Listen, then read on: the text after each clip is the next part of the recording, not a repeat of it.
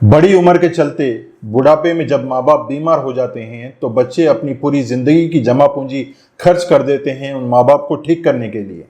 लेकिन अगर वही माँ बाप इस दुनिया को और उन बच्चों को छोड़कर चले जाते हैं तो बच्चे ये सोचकर अपने आंसू पोंछ लेते हैं कि यही प्रकृति का नियम है और जो आया है उसे एक न एक दिन तो जाना है। लेकिन आपने कभी ये सोचा है कि अगर अपने हाथों में अपने बच्चे या अपने माँ बाप या अपने घर का कोई सदस्य तड़प तड़प कर एक दर्दनाक तरीके से मरता है तो इसका जिम्मेदार कौन है? क्या आपने ये सोचा है? क्या आपने सोचा है इसकी वजह क्या है? आज हिंदुस्तान में एक दिन में 3,60,000 से ज़्यादा लोग इस तरह से तड़प रहे हैं और 2,700 से ज़्यादा लोग इस तरह से मर रहे हैं। हिंदुस्तान के हर स्टेट में, हिंदुस्तान के हर ज़िले में, हर बड़े शहर में ये हो रहा है। क्या आप कभी सोचते हैं कि ये क्यों हो रहा है?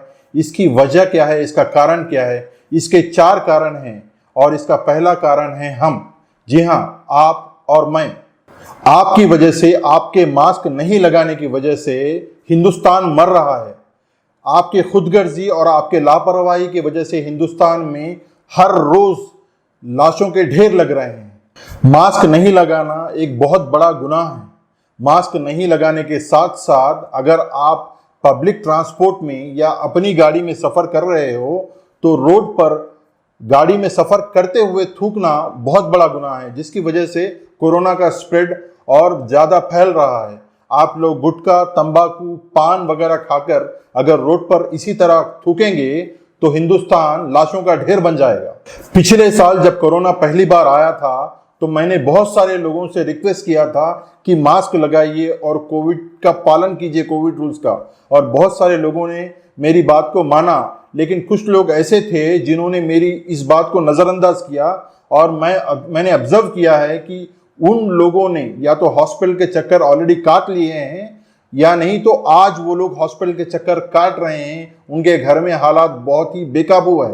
तो मैं आप सबसे हाथ जोड़कर निवेदन करता हूं कि मास्क जरूर पहनिए, एक अच्छे नागरिक बनिए, अपनी फिक्र करिए, अपने घर वालों की करिए, साथ साथ समाज की फिक्र जरूर जरूर करिए। अगर आप में से कोई ये सोचता है कि मुझे कोरोना आकर चला गया है या मैंने वैक्सीन ले लिया है, अब मुझे कोरोना नहीं होगा, तो फिर भी मैं आपसे निवेदन करूंगा कि मास्क पहनिए, क्योंकि आप लोग कोरोना के कैरियर बन सकते हैं। आपको पता ही नहीं चलेगा आपने कोरोना को फैला दिया है, एक आदमी से दूसरे आदमी को लगा दिया है वायरस को।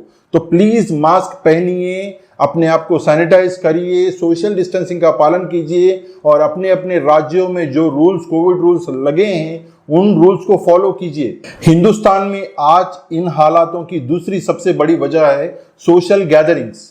मैं अपने सारे मुसलमान भाइयों से ये पूछना चाहता हूं कि मुझे एक बात बताइए कि अल्लाह दुनिया में कहाँ नहीं है? मैंने तो सुना है कि सच्चा बंदा जब अल्लाह को पुकारता है तो अल्लाह सातों आसमान को चीर कर उस बंदे के लिए मदद भेजता है। मैं अपने हिंदू भाइयों से पूछना चाहूंगा कि भगवान कहाँ नहीं है, मुझे बताओ। मैंने तो सुना था कि भक्त प्रहलाद के एक पुकार पर महाविष्णु जी ने नरसिंह अवतार लेकर हिरण्यकश्यप का सीना चीर दिया था। तो मुझे ये बताओ कि कहाँ भगवान नहीं है? जब हम जानते हैं कि ऊपर वाला हमारी हर सांस से जुड़ा है तो फिर ये कुंभ मेला क्यों, ये मरकज और ये तरावी की नमाजें क्यों? क्या हम लोग अपने घर में नमाज नहीं पढ़ सकते या अपने घर में पूजा नहीं कर सकते? क्या अपने घर में ऊपर वाला नहीं है, ये आप मुझे कहना चाहते हो?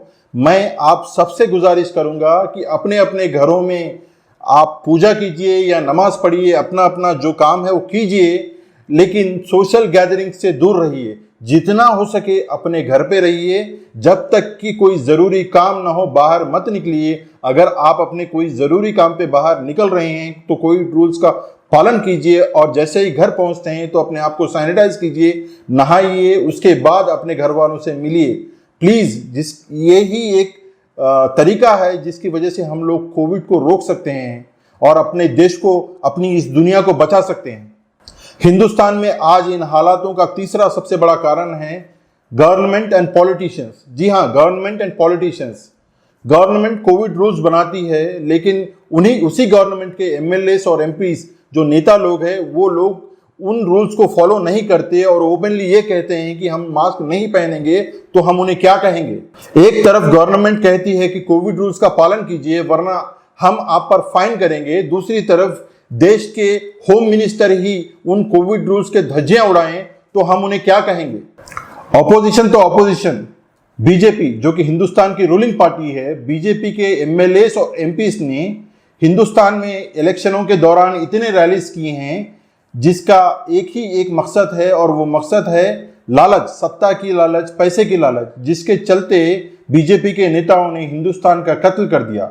आप लोग मुझसे ये सवाल पूछ सकते हैं कि मैं बीजेपी को क्यों बोल रहा हूं, सिर्फ बीजेपी को क्यों बोल रहा हूं। मैं इसलिए बोल रहा हूं कि देश में सबसे ज्यादा स्टेट्स में बीजेपी की गवर्नमेंट है और सेंट्रल में बीजेपी की गवर्नमेंट है। जब बीजेपी की गवर्नमेंट जबकि पावर में है, बीजेपी की गवर्नमेंट ही अगर रूल्स का पालन नहीं करेगी तो ऑपोजिशन से हम क्या सवाल करेंगे। ऑक्सीजन की कमी के चलते एक तरफ हमारे बच्चे बुजुर्ग मर रहे हैं और दूसरी तरफ हम स्टेट गवर्नमेंट सेंट्रल गवर्नमेंट खेल रहे हैं। स्टेट गवर्नमेंट कहती है कि सेंट्रल गवर्नमेंट ऑक्सीजन नहीं दे रही है और सेंट्रल गवर्नमेंट कहती है कि स्टेट गवर्नमेंट ऑक्सीजन के लिए ट्रांसपोर्टेशन का बंदोबस्त नहीं कर पा रही है।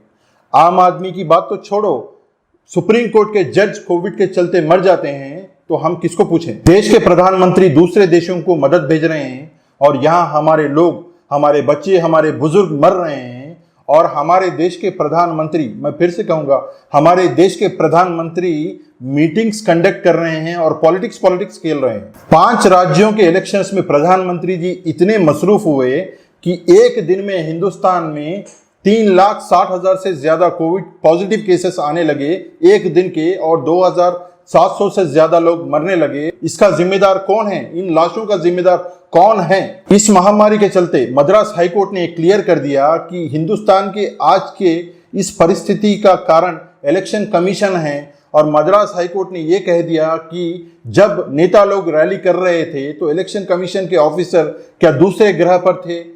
उन्हें उन रैलीज को रोकना चाहिए था, उन नेताओं को रोकना चाहिए था। और साथ ही साथ मद्रास हाईकोर्ट ने यह भी क्लियर कर दिया कि इलेक्शन कमीशन के उन ऑफिसर्स जिन्होंने रैलीज की परमिशन दी है, उन ऑफिसर्स पे मर्डर केस होना चाहिए। हिंदुस्तान में आज के इन हालातों की चौथी और आखिरी वजह है हिंदुस्तान का नेशनल मीडिया। हमारी इंडियन आर्मी जो जीत की मिसाल है, जिसने आज तक लगभग सारे जंग जीते हैं, जिस इंडियन आर्मी पर हमें फक्र है, वो इंडियन आर्मी कोई ऑपरेशन करती है सक्सेसफुली, कोई अचीवमेंट करती है तो हमारा नेशनल मीडिया सुबह से शाम तक इंडियन आर्मी को भूलकर मोदी जी के गुणगान गाता है और मोदी जी को 56 इंच का सीना कहता है। आज मैं उसी नेशनल मीडिया के उन एंकरों से पूछना चाहूंगा कि आज के हिंदुस्तान के इन हालातों के चलते क्या किसी एंकर में या किसी मीडिया चैनल में इतना दम है कि वो मोदी जी से पूछ सकें कि आज के इन हालातों की वजह क्या है, आज के इन हालातों का कारण क्या है और मोदी जी क्या कर रहे हैं इन हालातों को सुधारने के लिए।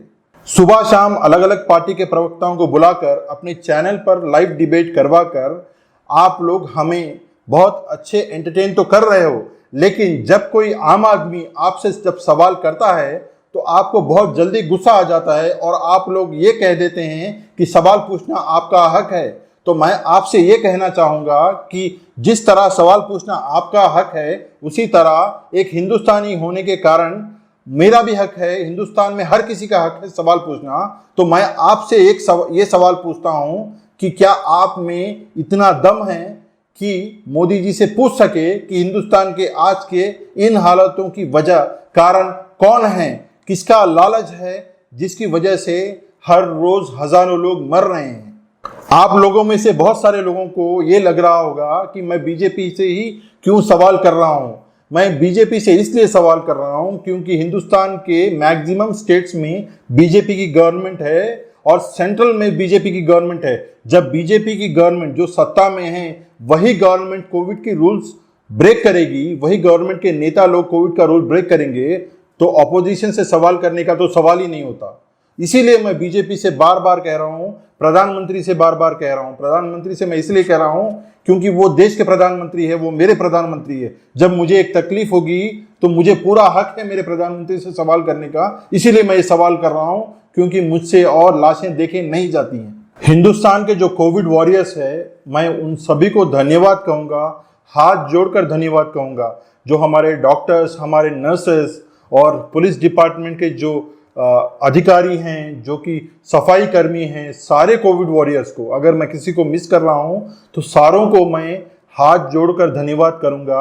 और डॉक्टर्स को, मैंने बहुत सारे वीडियोस देखे हैं जिनमें डॉक्टर्स रो रहे हैं, मैं उन सारे डॉक्टर्स को धन्यवाद करूंगा और ये कहूंगा कि इस देश को आज के दिन सिर्फ और सिर्फ आप लोग बचा रहे हैं। अंत में मैं यही कहूंगा कि आप सबसे विनती है, गुजारिश है, हाथ जोड़कर कहता हूं कि आप लोग मास्क पहनिए और कोविड रूल्स का पालन कीजिए।